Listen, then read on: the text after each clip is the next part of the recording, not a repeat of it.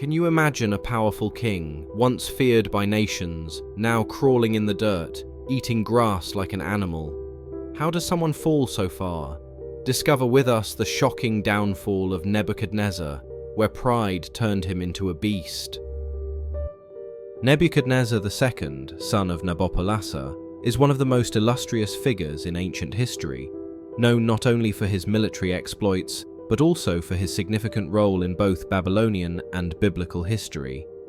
His reign, which lasted from 605 BCE to 562 BCE, marked the zenith of the Neo-Babylonian Empire. King Nebuchadnezzar's vision for Babylon extended far beyond military conquests, as he sought to transform the city into a center of architectural and cultural brilliance. He ruled for 43 years, a long and prosperous reign that left a lasting mark on Babylon and the broader region. Under his reign, Babylon reached unprecedented heights, becoming one of the most remarkable cities of the ancient world. In the Jewish tradition, Nebuchadnezzar is often remembered as the destroyer of Jerusalem and the First Temple, a pivotal figure in Jewish history. However, his legacy in the Bible is more complex than that of a mere conqueror. His encounters with the divine, his eventual humbling, and his acknowledgement of the sovereignty of the God of Israel demonstrate a transformation from arrogance to humility, making him a unique figure among the non-Israelite rulers featured in the Bible. Nebuchadnezzar plays a significant role in the Book of Daniel, as well as in parts of 2 Kings, Jeremiah, and 2 Chronicles.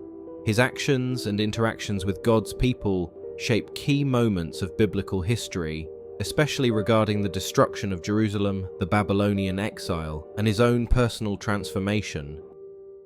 Today, we will explore the entire life journey of this mighty king, examining his significant role in biblical history. Towards the end of the episode, we'll also delve into his monumental achievements. So, stay with us for a comprehensive understanding of Nebuchadnezzar's legacy. Meanwhile, please subscribe to our channel, like the video, and hit the notification bell to stay updated. Whether it's diving into dramatic moments or revealing the significance of subtle details, we promise to spark your curiosity and make you see these stories in a whole new light. Join us as we journey through history and uncover truths that still resonate today. Now, let's begin. Nebuchadnezzar was born into a royal family. His father, Nabopolassar, was a Chaldean king who had successfully revolted against the Assyrian Empire, establishing the Neo-Babylonian Empire. Nebuchadnezzar followed in his father's footsteps as a brilliant military strategist and leader. Before he ascended to the throne, Nebuchadnezzar had already proven his prowess on the battlefield. One of his most famous victories came at the Battle of Carchemish, 605 BCE, where he defeated the combined forces of the Egyptians and the remnants of the Assyrian army.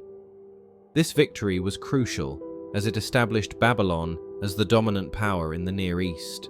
Shortly after this triumph, Nabopolassar died, and Nebuchadnezzar returned to Babylon to assume the throne. As king, Nebuchadnezzar continued to expand the empire. His campaigns spanned vast regions, including Syria, Palestine, and parts of Egypt. The Babylonian Empire stretched from the Persian Gulf to the borders of Egypt at its peak. Nebuchadnezzar is most well known for his conquest of Judah and the siege of Jerusalem, which is recounted in several books of the Bible. While Nebuchadnezzar is a central figure in the Book of Daniel, his first mention in the Bible actually occurs in 2 Kings 24, verse 1. In his days, Nebuchadnezzar, king of Babylon, came up, and Jehoiakim became his servant 3 years. Then he turned and rebelled against him. One of the most significant events in Nebuchadnezzar's military career was his siege of Jerusalem. In 597 BCE, he invaded Judah and laid siege to Jerusalem, resulting in the capture of King Jehoiakim and the deportation of many Israelites to Babylon. This was the beginning of the Babylonian exile, a major turning point in Jewish history. Nebuchadnezzar installed Zedekiah, Jehoiakim's uncle, as a puppet king in Jerusalem, but Zedekiah eventually rebelled, which led to further action from Babylon.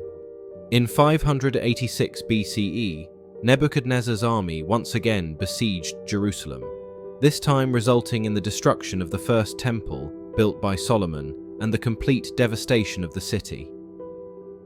The people of Judah were exiled to Babylon, marking the beginning of the Babylonian captivity, which lasted for 70 years. This exile deeply influenced Jewish theology and identity.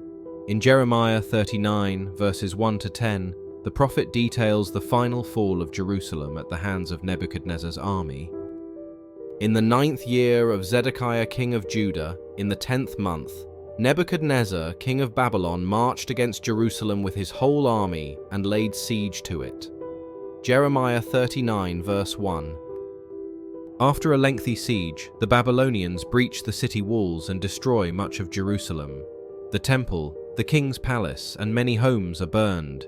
King Zedekiah, attempting to flee, is captured, and Nebuchadnezzar orders that his sons be killed in front of him before he is blinded and taken in chains to Babylon. Along with him, many of the inhabitants of Jerusalem are exiled. In 2 Chronicles 36, verses 15 to 21, the fall of Jerusalem is interpreted as the fulfillment of God's long-standing warnings through his prophets. The destruction is presented as divine judgment for the people's persistent disobedience, particularly their refusal to listen to the prophets sent by God. Nebuchadnezzar's actions, including the burning of the temple and the devastation of the city, are seen as instruments of this judgment. The passage emphasizes that the people's refusal to repent led to the desolation of the land and the exile of its inhabitants, which lasted until the land enjoyed its Sabbath rests, as foretold by the prophets. Nebuchadnezzar's actions and character are depicted in the Bible, particularly in the book of Daniel. His portrayal in these texts is multifaceted, showing him as a ruler both powerful and flawed, often subject to divine intervention. In Daniel 2, King Nebuchadnezzar experiences a disturbing dream that none of his wise men or magicians can interpret. Frustrated and enraged, he demands not only an interpretation, but also that someone describe the dream itself, threatening to execute all the wise men if they fail. In the midst of this crisis, Daniel, a young Jewish exile serving in Nebuchadnezzar's court, steps forward with God's guidance. After seeking divine intervention through prayer, Daniel receives both the dream and its interpretation in a vision. He praises God and then goes to Nebuchadnezzar to reveal the details. Daniel explains the dream, which features a massive shining statue made of different materials. The statue's head is gold, representing Nebuchadnezzar's kingdom, Babylon, the greatest of the empires. Its chest and arms are silver, symbolizing the next kingdom, which would be the Medo-Persian Empire. The statue's belly and thighs are bronze, indicating Greece, while its legs of iron represent the Roman Empire. Finally, the feet, made of iron mixed with clay, signify a future, divided kingdom, strong in some areas but fragile in others. A stone not cut by human hands strikes the statue on its feet, causing the entire structure to collapse. The stone then grows into a great mountain that fills the whole earth. Daniel interprets the stone as representing God's eternal kingdom, which will destroy all earthly empires and reign forever, a divine kingdom that no human power can overthrow. Upon hearing this, Nebuchadnezzar is astonished by the accuracy and depth of Daniel's interpretation. Daniel 2, verse 47 states, "The king said to Daniel, 'Surely your God is the God of gods and the Lord of kings and a revealer of mysteries, for you were able to reveal this mystery.'" He praises Daniel's God as the God of gods and Lord of kings, and rewards Daniel by elevating him to a high position in Babylon, making him ruler over the province and chief of the wise men. Daniel's friends, Shadrach, Meshach, and Abednego, are also promoted to high positions within the empire, further showcasing God's favor upon his faithful servants in a foreign land. In Daniel 3, the story focuses on the dramatic events involving King Nebuchadnezzar, a golden statue, and 3 young Jewish men, Shadrach, Meshach, and Abednego. The chapter unfolds with Nebuchadnezzar constructing a colossal statue of gold, standing about 90 feet tall, in the plain of Dura. He orders all the officials of his kingdom to assemble and commands that, at the sound of musical instruments, everyone must bow down and worship the statue. Anyone who refuses will be thrown into a blazing furnace. Shadrach, Meshach, and Abednego, who are loyal servants of the God of Israel, refuse to bow down to the statue. Some of the Chaldean officials, eager to accuse the Jews, report their disobedience to Nebuchadnezzar. Furious, the king summons the 3 men and offers them a final chance to bow before the statue, threatening them with immediate execution if they refuse. In a display of unwavering faith, they boldly declare that they will not worship the image, stating that their God is able to save them from the furnace. But even if he does not, they will still not serve the king's gods or worship the golden statue. Enraged by their defiance, Nebuchadnezzar orders the furnace to be heated 7 times hotter than usual and commands his strongest soldiers to bind Shadrach, Meshach, and Abednego and throw them into the flames. The furnace is so hot that the soldiers who carry out the order are killed by the heat. However, as Nebuchadnezzar watches, he is astonished to see not 3 but 4 figures walking unharmed in the fire. The 4th figure, he says, looks like a son of the gods. Realizing that the God of Israel has protected them, Nebuchadnezzar calls the 3 men out of the fire, and they emerge without a single burn, their clothes and hair untouched by the flames. Nebuchadnezzar is awestruck by this miraculous deliverance. He praises the God of Shadrach, Meshach, and Abednego, acknowledging that no other God could rescue in such a way. He issues a decree that no one in his kingdom is to speak against their God, under penalty of death, and he promotes the 3 men to higher positions in the province of Babylon.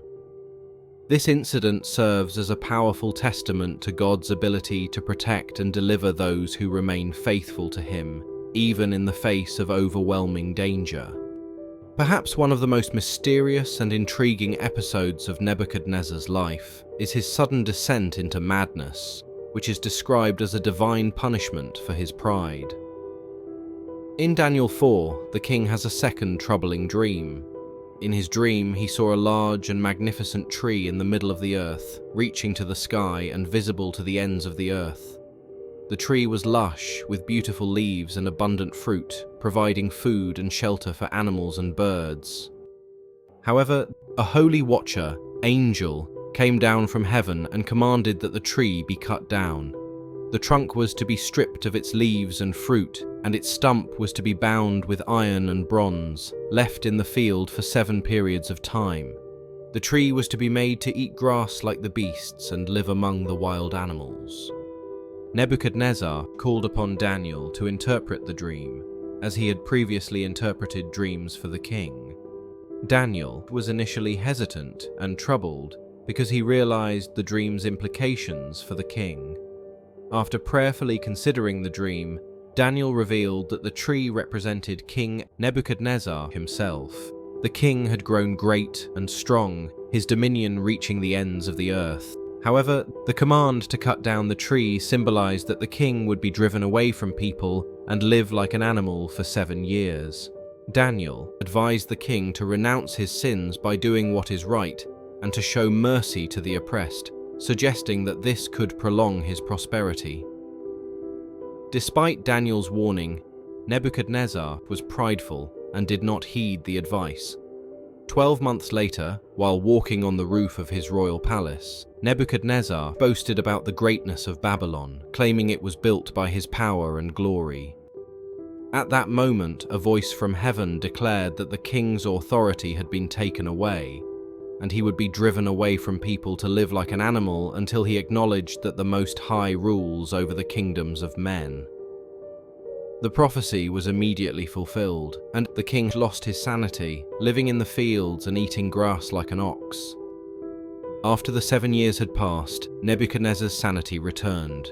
He praised and honored the Most High, acknowledging God's sovereignty over all kingdoms and his ability to humble those who walk in pride.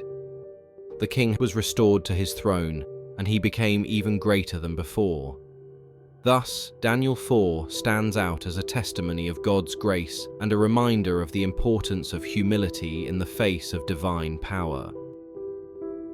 King Nebuchadnezzar was indeed a visionary leader who not only excelled as a military commander, but also left a profound legacy as a builder and administrator. Under his reign, Babylon flourished into one of the most magnificent cities of the ancient world, embodying both grandeur and cultural significance. Among his notable projects was the rebuilding and fortification of the city, including the reconstruction of the Ishtar Gate, a massive and beautifully adorned gateway that became one of the city's most iconic landmarks.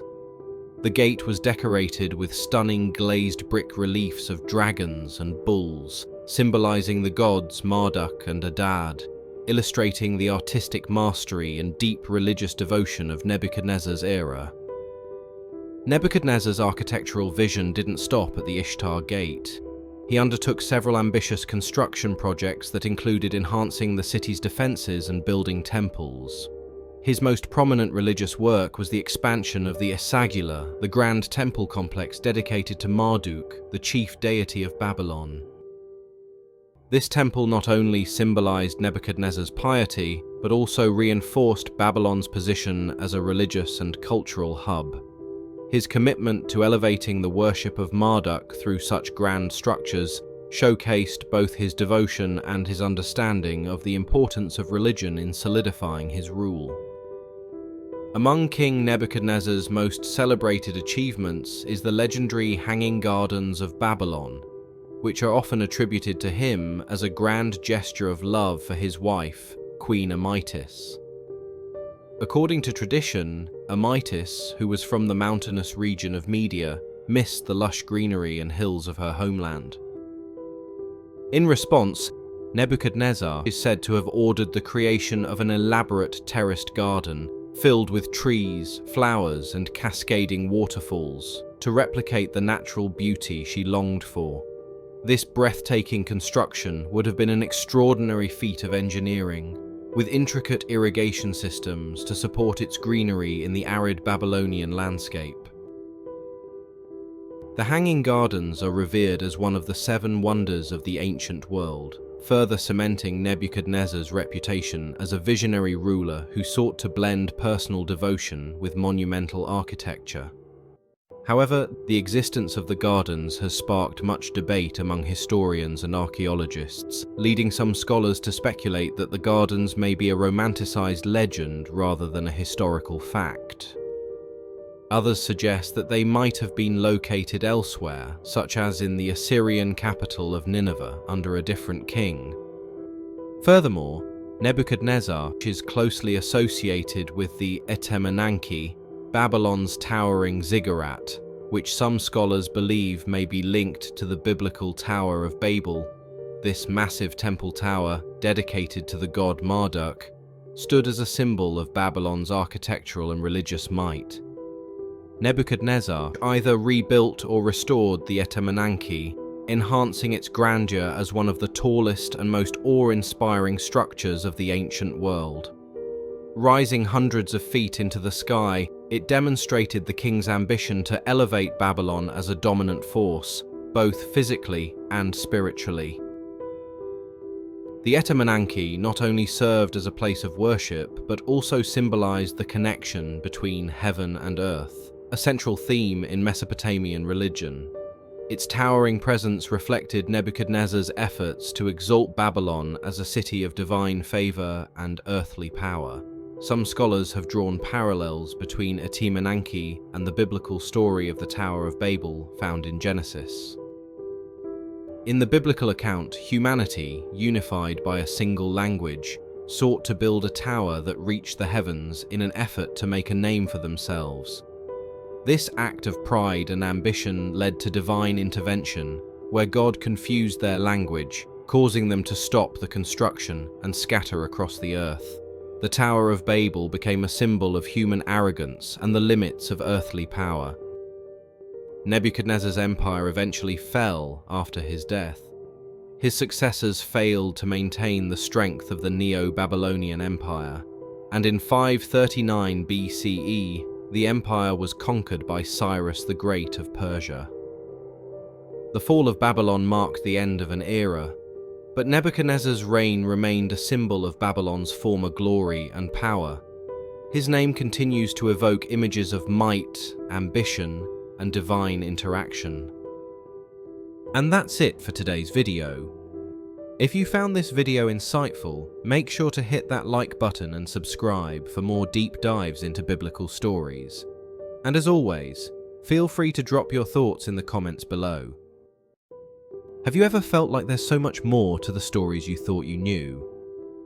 On our channel, we discuss the untold layers and hidden meanings behind some of the most captivating narratives in the Bible. Each episode invites you to explore the deeper emotions, conflicts, and mysteries that shaped the lives of people in ancient times.